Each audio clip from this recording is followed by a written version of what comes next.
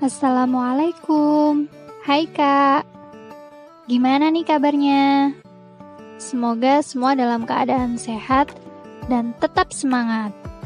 Kali ini kita akan melanjutkan pembelajaran sejarah kebudayaan Islam tentang perjuangan dakwah Nabi Muhammad SAW di Mekah. Tujuan pembelajaran kali ini yang pertama, siswa dapat memahami sejarah singkat perjalanan Nabi Muhammad SAW. Yang kedua, siswa dapat menjelaskan kelahiran Nabi Muhammad SAW. Yang ketiga, siswa dapat menjelaskan masa kecil Nabi Muhammad SAW. Lalu yang keempat, siswa dapat menjelaskan masa remaja hingga dewasa Nabi Muhammad SAW. Nah, sebelum Ustazah memaparkan materi lebih lanjut, marilah kita sama-sama membaca basmalah. Bismillahirrahmanirrahim. Pada video sebelumnya kita telah mempelajari tentang bagaimana kelahiran Nabi Muhammad SAW dan juga menyaksikan tayangan video animasi tentang tahun gajah. Nah, kali ini kita akan melanjutkan sejarah masa kecil Nabi Muhammad SAW hingga remaja dan dewasa. Poin pertamanya yaitu masa kecil Nabi Muhammad SAW. Pada saat masih bayi, beliau diasuh dan disusukan kepada Halimah Sa'diyah di perkampungan Bani Sa'ad. Hal ini dilakukan dengan maksud agar dalam perkembangan kepribadian dan akhlaknya, Muhammad SAW tidak terkontaminasi dengan rusaknya moral kebanyakan masyarakat Mekah saat itu. Pada saat Muhammad SAW berusia 6 tahun, ibunya Aminah binti Wahab mengajaknya ke Yasrib, sekarang dinamakan Madinah, untuk mengunjungi keluarganya serta berziarah ke makam ayahnya. Namun dalam perjalanan pulang, ibunya jatuh sakit. Setelah beberapa hari, Aminah meninggal dunia di desa Abwa yang terletak tidak jauh dari Yasrib dan dikuburkan di sana. Lalu Muhammad SAW pulang ke Makkah disertai dengan pembantu ibunya yang bernama Ummu Aiman. Sepeninggal ibunya, Muhammad SAW diasuh oleh kakeknya yaitu Abdul Muthalib. Pada usia 8 tahun, kakeknya pun meninggal dunia. Kemudian setelah itu, Muhammad SAW diasuh oleh pamannya yaitu Abu Thalib. Abu Thalib adalah orang yang memiliki banyak anak dengan kondisi ekonomi yang pas-pasan. Jadi saat bersama pamannya inilah Muhammad SAW mulai belajar hidup mandiri dengan cara menjadi pengembala kambing serta berdagang. Dari sini kita bisa melihat bahwa jiwa mandiri, solidaritas, dan pekerja keras Rasulullah SAW telah terlihat sejak beliau masih kanak-kanak. Selanjutnya masa remaja hingga dewasa Nabi Muhammad SAW. Ketika Muhammad SAW berusia 12 tahun, beliau bersama pamannya sering diajak keluar untuk menemaninya berdagang menuju kota Syam, dan begitu sampai di kota Basrah, mereka bertemu dengan seorang pendeta Nasrani bernama Bukhaira. Pendeta itu melihat tanda-tanda kenabian yang ada pada diri Muhammad SAW, seperti yang tertera dalam kitab yang dipegangnya, yaitu Injil yang asli.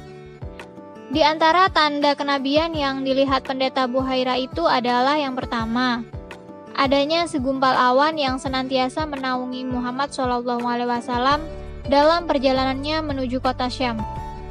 Tanda yang kedua, adanya cap kenabian yang tertulis di salah satu pundak Muhammad SAW. Ketika Muhammad SAW mencapai usia remaja dan berkembang menjadi seorang yang dewasa, Muhammad SAW mulai belajar menjadi pedagang yang baik dari pamannya. Dengan penuh kegigihan dan kejujuran, perlahan karir Muhammad SAW sebagai seorang pedagang mulai terlihat hasilnya.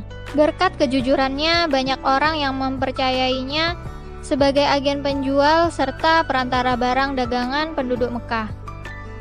Kejujuran dan sifatnya yang dapat dipercaya ini membuat beliau mendapat julukan Al-Amin, yaitu orang yang dapat dipercaya.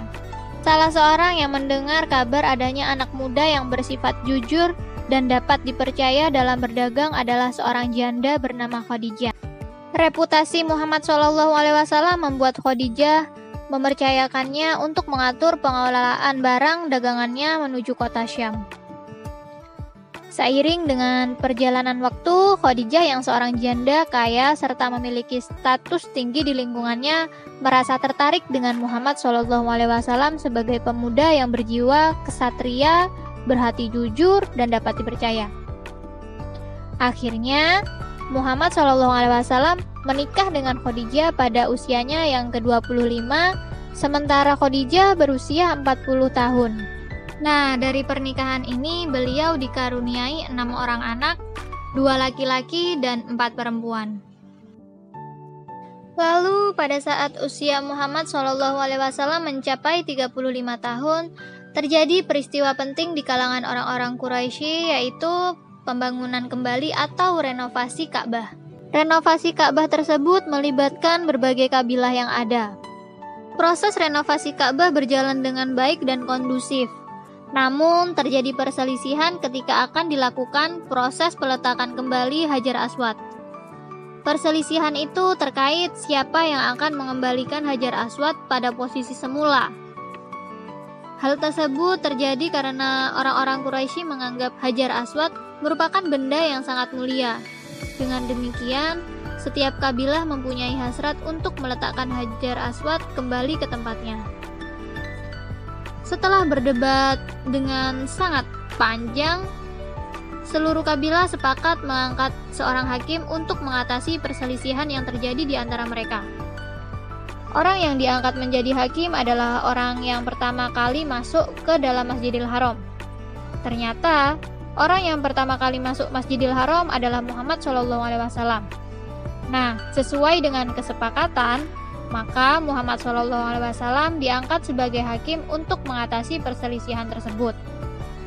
Sebagai seorang penengah yang bijaksana, Muhammad SAW memerintahkan kepada semua kabilah untuk bersatu dengan memberikan peran yang sama dalam peletakan kembali Hajar Aswad. Hal itu dilakukan dengan cara memberikan selembar selendang atau surban. Lalu setiap kabilah diperintahkan untuk bersama-sama mengangkat setiap ujung kain selendang yang telah berisi Hajar Aswad.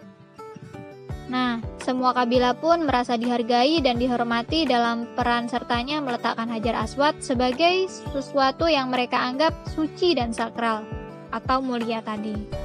Selanjutnya, untuk mengetahui kisah kejujuran Nabi Muhammad SAW, simak tayangan video animasi berikut dari awal sampai selesai.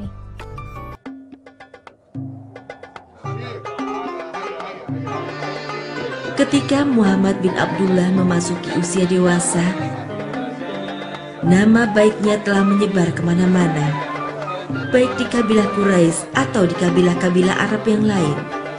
Di samping beliau adalah putra Abdullah, seorang pedagang yang sangat cerdas, dan cucu Abdul Muthalib, salah satu tokoh terpandang kabilah Quraisy. Beliau adalah seorang yang telah memiliki sifat-sifat yang amat mulia, yang tidak ada tandingannya, di mana masyarakat saat itu saling berlomba memiliki sifat-sifat yang buruk. Mari kita ikuti cerita berikut ini.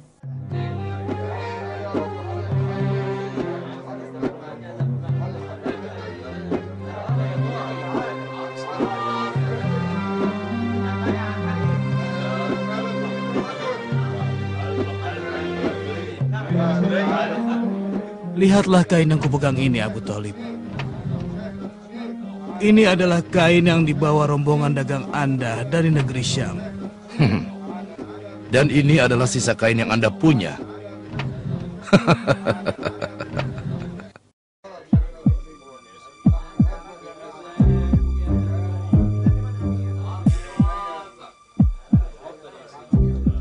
Aku dengar keponakanmu sekarang ini berdagang dan berkongsi dengan orang yang selalu mengikutinya dalam segi kejujuran dan amanah. Benarkah begitu, Abu Thalib? Iya, dia benar-benar pedagang yang jujur. Dan saat ini Siti Khadijah memintanya untuk berdagang ke negeri Syam, perdagangan yang dilakukan pada musim panas. Andai saja Khadijah mengirimku menggantikannya untuk berdagang, ini pasti menguntungkan.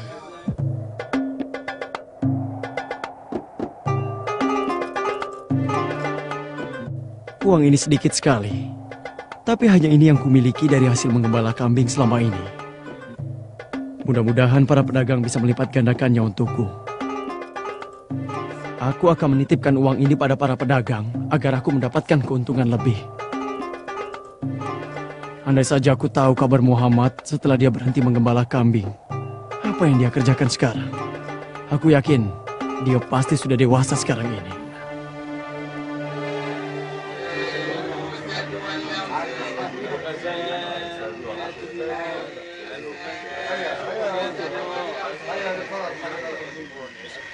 Tidak diragukan lagi seluruh kaum Quraisy pasti akan mengetahui kemampuan Muhammad sekembalinya beliau berdagang dari negeri Syam.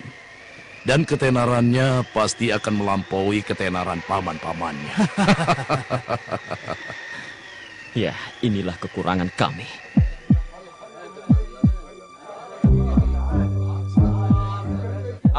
Ada apa? Maksudku, apa yang kau inginkan, anak muda? Aku ini Abdullah. Apakah Anda tidak mengingatku, wahai pedagang? Aku datang membawa uangku ke sini. Berikan padaku.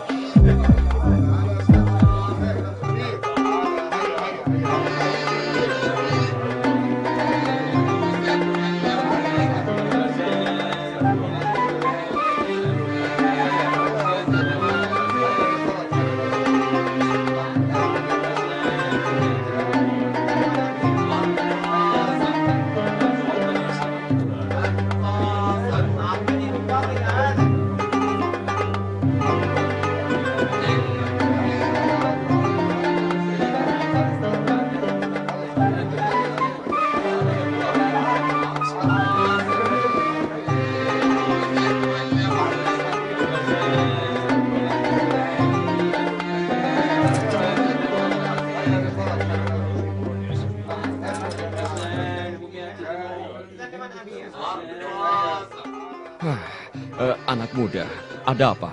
Ada keperluan apa kau denganku? Aku datang untuk menitipkan uangku karena aku akan keluar kota. Kalau begitu berikan padaku. Jadi Anda adalah Said bin Abi Said, rekanan dagang Muhammad. Apa benar? Benar, orang itu adalah aku. Yang aku dengar Anda berkongsi dengan Muhammad dengan berjualan kepada saudagar yang lain dan kalian membagi dua keuntungannya. Benar, benar sekali. Dan kami tidak mencari dalam perniagaan ini kecuali sedikit keuntungan. Aku beritahukan kepadamu. Berapapun aku membelinya, aku tidak akan mengambil kecuali lebih sedikit dari aku katakan. Itulah yang dimulai Muhammad. Kalau begitu, ini uang seharga dagangan kalian. Silakan, terimalah bonus ini dariku. Tidak, Tuan. Kami hanya akan mengambil seharga dagangan kami saja. Muhammad tidak akan suka, kecuali yang telah beliau dapatkan dari keuntungan sedikit itu. Semoga dagangan kalian diberkati. Tanah ini milikku. Tanah ini milikku. Aku tidak akan beranjak dari sini sebelum kau mengatakan kepada mereka bahwa tanah ini bukan milikmu. Mengerti? Yang demikian tidak akan terjadi. Apa kalian sudah menerima apa yang diputuskan Muhammad? Ya, aku terima. Cepat, pergilah kepada Muhammad, nak, dan mintalah beliau datang kemari. Muhammad tidak akan berkata kecuali berkata benar.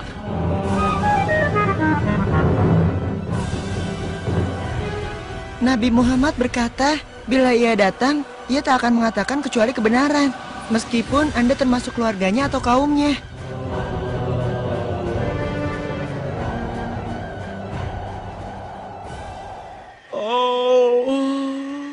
Oh, habislah uangku.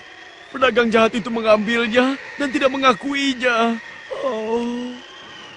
Kalau boleh tahu ada apa, teman? Kelihatannya kau sedang tertimpa musibah. Ya benar, itu memang musibah. Coba ceritakan kepadaku, mungkin aku bisa membantumu. Seluruh uangku telah kutitipkan kepada salah seorang pedagang untuk diputarkan. Tapi dia mengingkarinya, bahkan dia mengusirku untuk pergi dari tempatnya. Kenapa kau tidak memutarnya kepada Muhammad? Kau pernah mendengar namanya? Muhammad? Maksud Anda Muhammad putra Abdullah? Ya, benar. Dulu kami sama-sama menggembala kambing. Dia adalah orang yang sangat amanah dan juga sangat terpercaya. Tolong beritahu aku, apakah sekarang dia menjadi pedagang besar? Tidak besar, berdagang kecil-kecilan. Kami beli barang, kemudian kami jual kepada pedagang lainnya. Dan aku adalah rekan bisnisnya.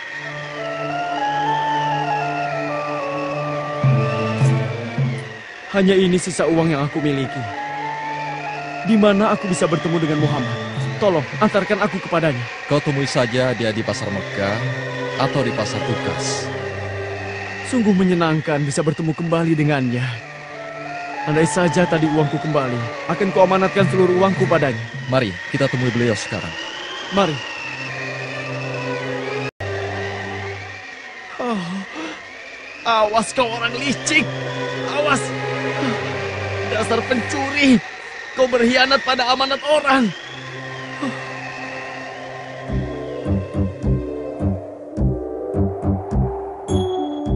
Demikianlah, Muhammad berangkat dengan membawa dagangan Khadijah menuju negeri Syam.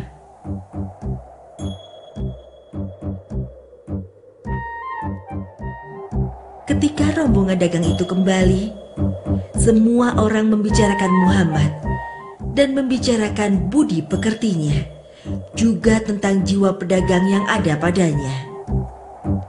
Dia tidak merampas hak orang dan mengingkari apa yang bukan miliknya.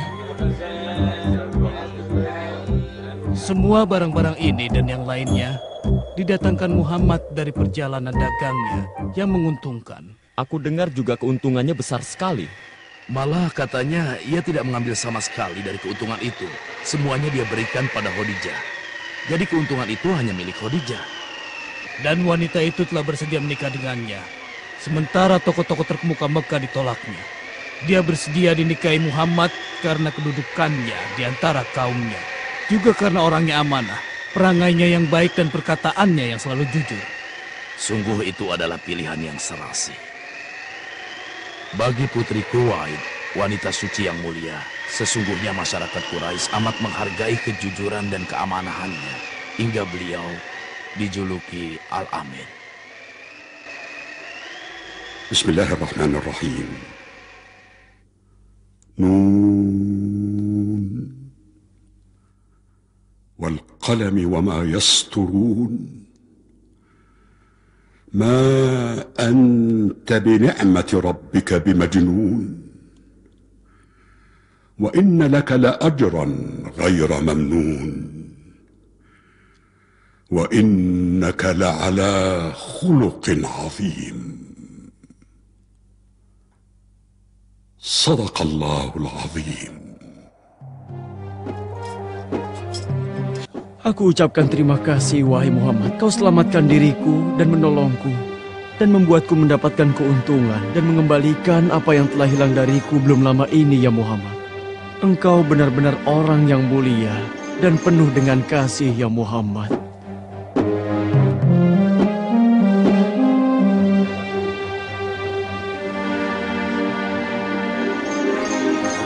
Aku lihat kau hendak menuju rumah Muhammad. Benar. Untuk menitipkan uangku dan barang berharga lainnya hingga aku kembali. Oh begitu. Jadi sekarang kau sudah tidak marah lagi dengan beliau ketika dia tidak mau bersaksi kecuali dengan kebenaran. Tidak, bahkan aku belajar darinya tentang kejujuran dan sifat amanah. Permisi, Tuan.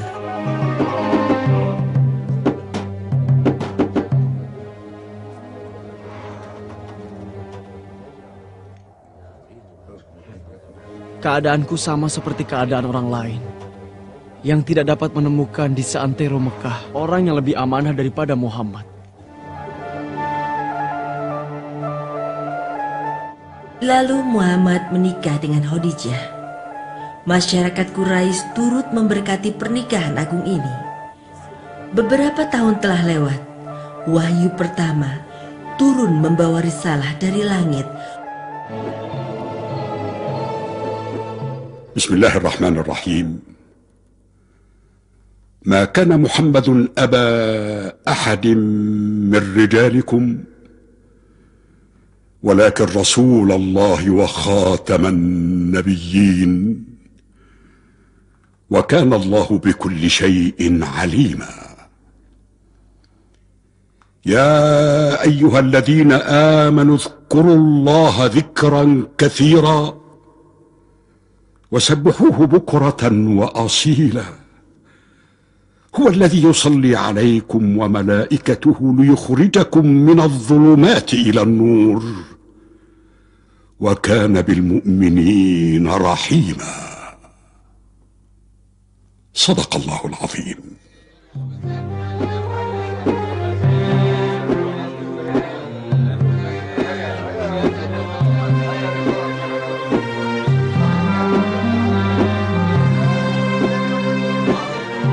Apa kau sudah mendengar tentang Muhammad dan juga mengenai ajaran barunya? Sudah. Apa menurutmu kita harus mempercayai apa yang dibawanya? Aku mempercayainya. Karena dia tidak pernah sekalipun berdusta dan tidak pernah berkhianat bila diberi amanah. Bagaimana mungkin yang disampaikannya itu adalah dusta? Dan aku juga percaya bahwa setiap orang yang mengenal Muhammad pasti tahu bagaimana budi pekertinya. Dia adalah orang yang dijuluki masyarakat Quraisy sebagai yang terpercaya. Demikianlah dimulainya tahapan baru dalam kehidupan Muhammad. Beliau terpaksa meninggalkan rumahnya di malam hari bersama Abu Bakar As-Siddiq untuk menyelamatkan diri dari musyrikin Quraisy yang berniat membunuhnya. Dan Ali bin Abi Thalib menggantikan beliau tidur di ranjangnya malam itu untuk mengecoh kaum musyrikin. Tidur di ranjang itu bukan satu-satunya misi yang diemban olehnya.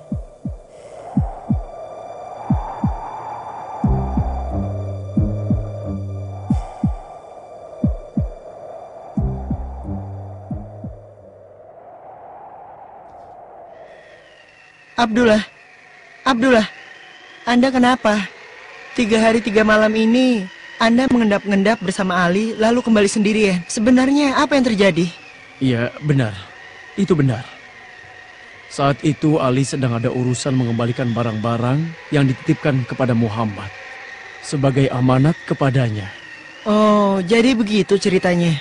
Muhammad telah berpesan kepadanya sebelum kepergiannya. Dan selama 3 hari ini, Ali berkeliling dari rumah ke rumah, mengetuk pintu-pintu rumah untuk mengembalikan semua titipan-titipan mereka. Sekarang Anda mau pergi kemana? Dan apa yang Anda bawa?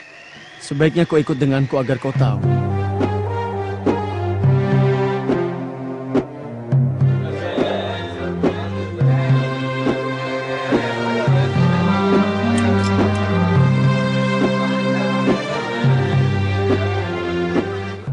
Selamat bertemu kembali, wahai pedagang. Ambillah ini. Ini adalah semua barang-barang berharga yang Anda titipkan kepada Muhammad waktu itu. Dan masih ada satu lagi. Ini hasil keuntungan berdagang yang Anda sepakati dengan Muhammad waktu itu juga. Bisa saja dia tidak mengembalikan uangku, tapi dia tidak melakukannya. Ya, dia tidak melakukannya. Sedangkan aku dulu melakukannya. Dan sekarang aku berjanji, aku tidak akan pernah melakukan hal tercela seperti itu lagi. Aku rasa Muhammad memang benar dengan apa yang dia sampaikan. Dan dia adalah seorang Rasul yang mendapat wahyu.